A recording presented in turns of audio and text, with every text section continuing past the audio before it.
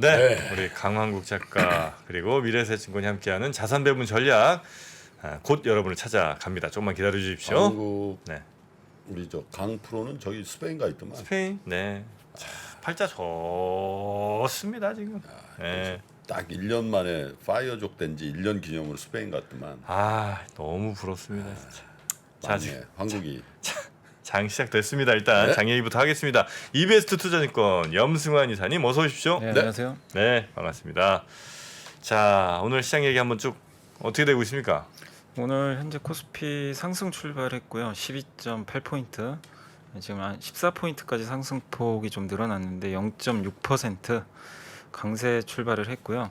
코스닥 같은 경우도 플러스 3포인트, 0.36% 정도 올라서 일단 이제 좋은 출발했는데 오늘 반도체 기업들 주가가 굉장히 좋습니다. 하이닉스가 2%, 삼성전자가 2% 오르는데 힘내네요. 아마 그 블룸버그 속보 때문인 것 같아요. 그 하이닉스가 내년에 설비 투자 25% 축소하겠다라는 감산한다. 예, 그러니까 설비 투자를 줄이겠다. 이런 좀 그 블룸버그 속보가 하나 있었습니다. 그래서 요 아마 이제 공급이 줄어들면 또 가격이 올라갈 수 있다 보니까 삼성전자 하이닉스가 일단 2% 가까이 다 강세 좀 보이고 있고요. 그러네요. 그다음에 어제 그 포스코홀딩스가 실적 발표를 했는데 네. 뭐 기대보다는 좀 잘 나왔더라고요. 그래서 오늘 1.3% 오르고 있고 두산마켓이 한 1.5% 정도, 삼성전기가 1.5%, LG노텍도 1.7% 정도 상승을 일단 해주고 있습니다. 그래서 오늘 일단 오전 지수는 그 삼성전자 하이닉스가 좀 좋다 보니까 강세를 이끌고 있고 DB하이텍도 지금 최근에 폭락하고 나서 한 3일째 좀 오르고 있습니다. 오늘 한 2.8% 정도 반등을 하고 있어서 긍정적이고요. 다만 이제 오늘 빠지는 기업은 최근에 가장 많이 올랐던 그 SK 바이오사이언스가 5% 정도. 일단 왜요? 오늘은 글쎄요, 뭐 특별한 뉴스는 없습니다. 근데 많이 오르긴 좀 올랐는데 네, 없습니다. 뭐 특별히 제 뉴스는 스타일 뭐. 질문인데요. 네. 5% 빠졌습니다. 왜요? 특별한 이유는 없는. 아니, 나는 없으면서 그런 걸 물어보잖아. 자기는 있으면서 물어보고 없어 나는 아 그런가요? 네. 그럼 갖고 있지도 않아. 우리 시청자 여러분들을 여쭤봐 준 거지. 네. SK 바사. 네, 최근에 좀 많이 올랐는데 오늘 아마 이제 삼성전자 또 하이닉스 오르면서 약간 좀 반대로 가는 모습이고 HMM이 한 2% 정도 하락했고요. 셀트리온이 마이너스 1% 정도. 요즘에 은행주가 좀 안 좋은데 미국에서도 그 JP모건이 좀 많이 빠졌더라고요. 실적 때문에. 그래서 신한지주, 하나금융지주, KB금융 다 일제히 1% 이상씩 하락세를 좀 미국 보이고. 은행주도 많이 빠졌죠. 예, JP모건이 네, 금리가 오르는데 그 기준금리를 올리는데 은행주가 빠진다. 이례적이다라는 거죠. 네, 그리고 실적 발표를 했는데 JP모건이 그 대손 충당금을 많이 쌓는다고 하더라고요. 그 자사주 매입도 줄이겠다. 이렇게 언급을 했어요. 슬슬 이제 재무제표가 안 좋아질 수 있다. 예, 그 그런 향후 원인을 경기 준 거네요. 침체에 좀 대비를 하는 것 같더라고요. 그래서 이게 은행주 전반적으로 좀 부정적으로 작용을 하는 것 같습니다. 그래서 오늘 이제 코스피는 어쨌든 이제 대형주들의 좀 반등에 힘입어서 일단 강세를 보이고 있고 코스닥 같은 경우 최근에 이제 주가 흐름이 좀 견조했는데 오늘은 원익QNC가 4% 반도체 회사인데 오늘 4% 올랐고요. 하나머티리얼즈가 한 3.7%, TSE가 3.6%, 이오테크닉스가 4%. 예. 아, 정프로 나이 차이가 이거라니까 당신 이 참았어야 그 돼. 종목 나오. 참았어야 되는데 아. 이걸 못 참았네 지금. 아, 그래. 진짜. 아차 했는데. 이오테크닉스 4%? 네, 오늘 반도체가 더 좋은 것 왜? 같아요. 오늘 이제 아무래도 삼성전자 하이닉스가 좀 반등을 하다 보니까 그렇습니까? 좀 많이 빠졌고요, 사실. 반등할 때도 됐지. 너무 많이 빠졌잖냐. 하긴 맞아요. 어? 7만 원대니 지금. 네, 77,000원. 네.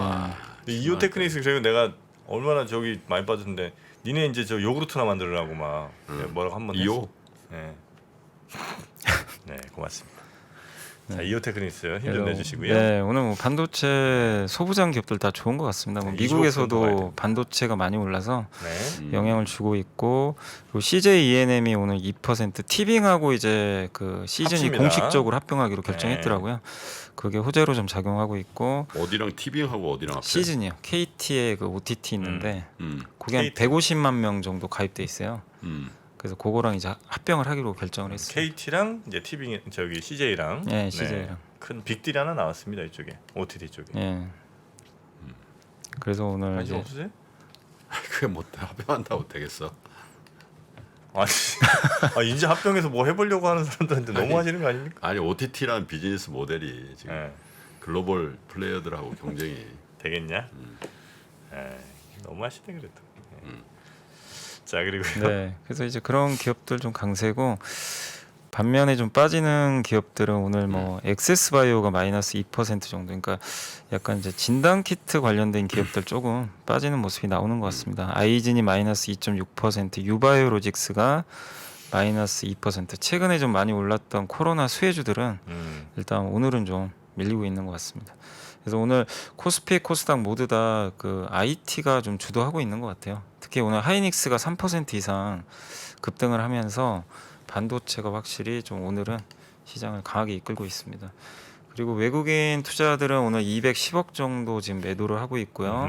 코스닥도 한 200억 정도 매도하고 있고 개인은 좀 반대로 사고 있고 기관 투자들은 오늘 45억 정도 사는데 연기금이 한 183억 정도 사고 있고 반면에 금융 투자는 한 170억 정도 순매도를 하고 있습니다. 그리고 외국인들은 오늘은 좀 선물해서 3천 계약 정도 일단 순매도를 보이고 있습니다.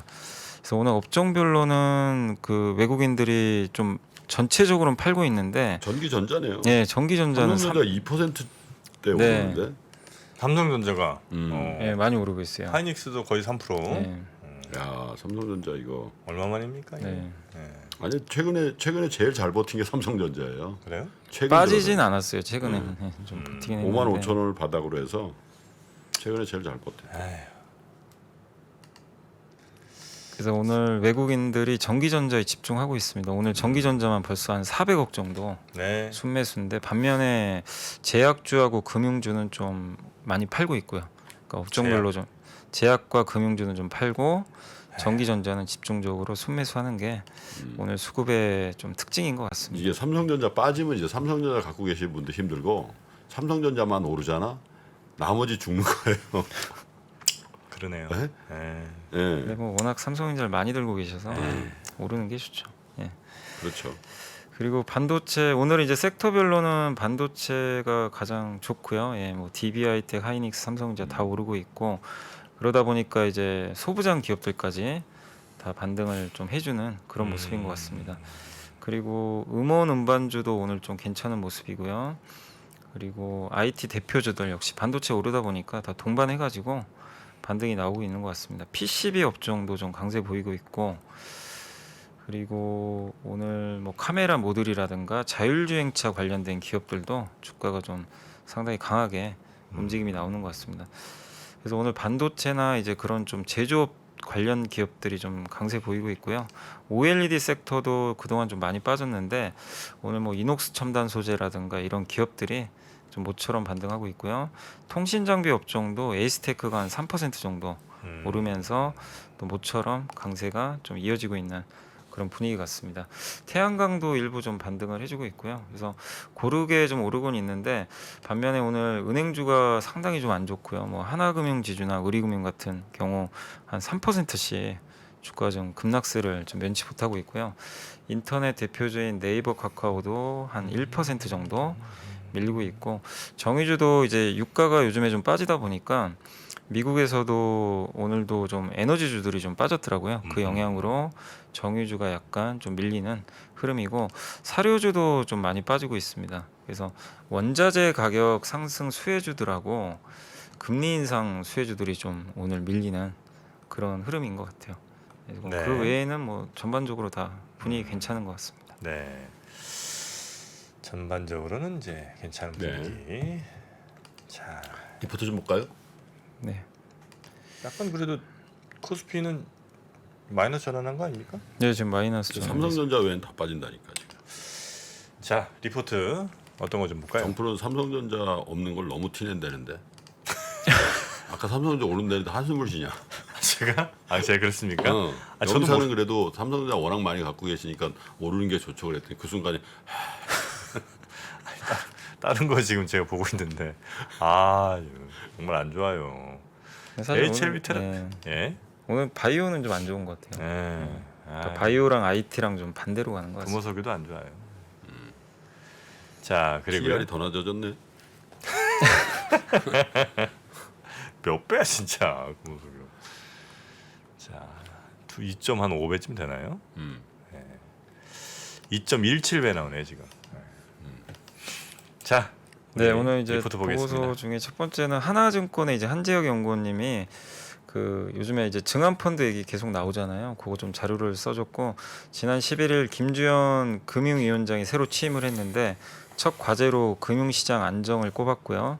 그래서 활용 가능한 모든 정책 수단을 좀 동원하겠다고 일단 발언을 했고 공매도 금지 외에도 증안기금 활용하겠다. 라고 좀 언급을 했습니다. 그래서 이 증안 기금 같은 경우는 그 1990년 그때 당시 이제 시장 폭락할 때 3조 호황 후에 주식시장이 그 후에 뭐 투자들의 레버리지 투자라든가 공급 과잉 이런 이슈가 맞물려 가지고 한번 폭락했던 적이 있거든요. 네. 90년대 그때 증안 기금이 투입돼 가지고 그때 당시에 대규모 깡통 계좌를 다 받아줬어요. 그래서 폭락을 좀 막았던 이력이 있습니다. 그 후에 이제 증안 펀드가 2003년 신용카드 그때 부실 사태가 한번 터져서 한번 증시가 폭락한 적이 있고 2008년도에 글로벌 금융위기 그리고 이제 2년 전에 코로나 19 때 이제 총 3번 조성이 돼서 뭐 그때 다 증시가 올라갔습니다. 실제로 네, 네. 그거 조성하고 나서는 근데 이제 2020년 코로나 때 이게 그 증안 펀드가 10.76조 규모로 조성이 됐는데 실제로 못 썼죠. 증시가 바로 V자 반등해가지고 집행을 아예 못했고요. 그게 제일 좋은 거지 사실. 예. 응?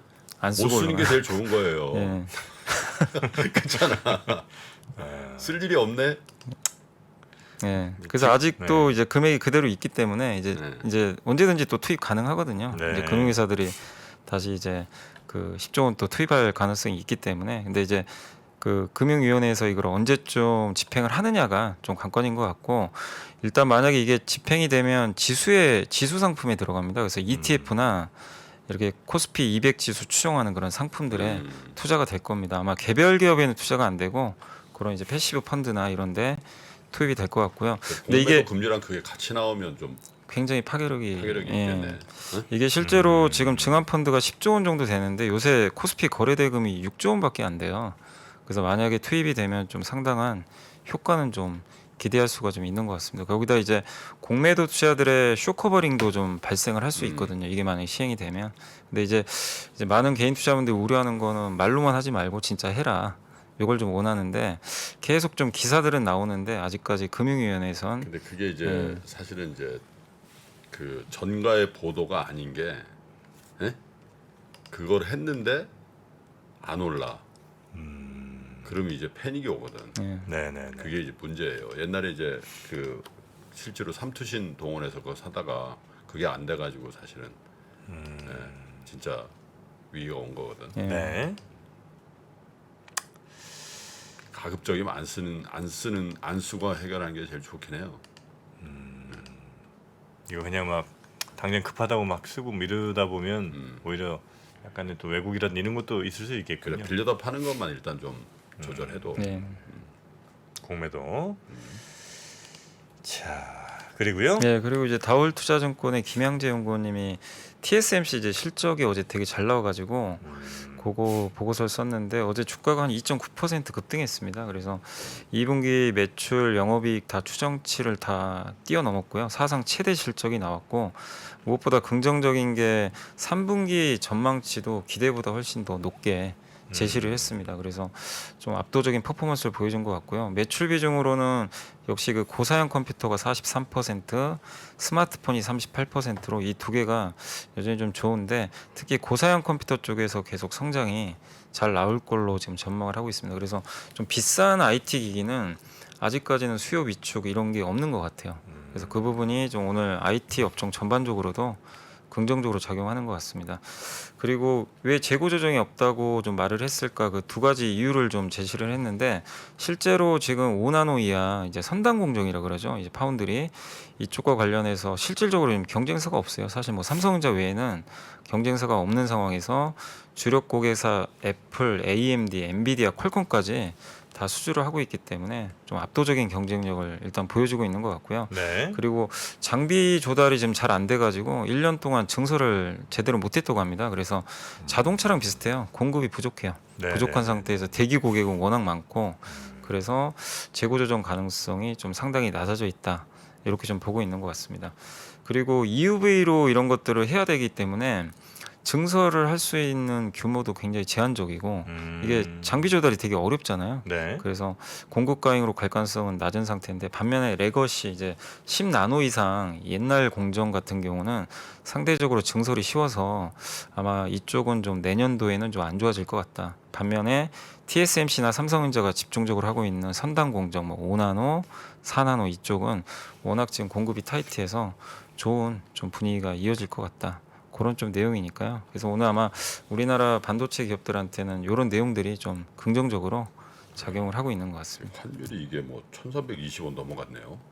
그러니까 환율이 지금 1,320원이 넘었어요. 어제 1,328원까지 갔다가 와. 다시 1,315원 왔다가 지금 다시 네. 조금 올라가는 것 같습니다.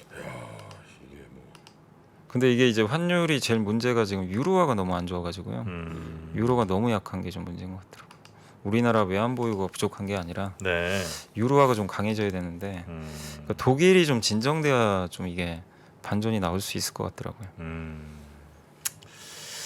자, 달러 인덱스도 하여튼 굉장하고요. 지금 환율이 하여튼 무서운 상황입니다. 그러니까요. 자, 뭐 일정 같은 거 좀 볼까요? 예, 오늘은 이제 중요한 일정들이 좀 많이 있는 것 같은데 네.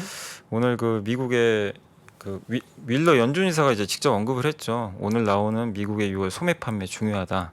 이게 너무 잘 나오면 안 됩니다. 잘 나오면 아마 100bp 인상할 가능성이 높아질 것 같고요.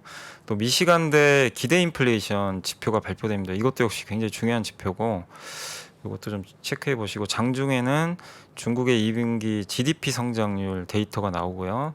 중국의 6월 산업 생산 소매 판매 이런 데이터들 나오니까 오늘 중국과 미국에서 좀 중요한 지표들이 일단 나오니까 이 데이터들에 따라서 뭐 증시는 좀 변동성은 있을 것 같습니다. 네, 네, 네. 자, 그러면 네. 오늘도 한번 징징이 한번 모셔볼까요? 미국, 중국, 러시아 이런 나라들의 움직임에 대해서 관심이 어느 정도 생겼는데 거기에서 우리는 과연 뭘까? 우리는 체스판의 말이 아니다라는 생각을 좀 해보면 좋겠어요. 어떻게 생각하세요? 우리 편 누굴까를 좀 더 고민할 수 있지 않을까 싶어요. 뒤집어 질문을 해보면 그러면 아시아에는 우리 친구가 있을까요? 제가 지구본 연구소 진행하면서 사실은 되게 마음에 좀 걸리는 이만한 짐이 하나 있어요. 우리 옆에 있는 동남아를 내가 모른다. 우리가 처해 있는 아시아라는 지역을 자꾸 방관하고 유럽이나 미국의 어떤 시각에 맞춰가지고 그런 이제 개별적인 지식 이런 것들이 묶여가지고 큰 흐름들을 만들어내는 이야기, 그런 경험.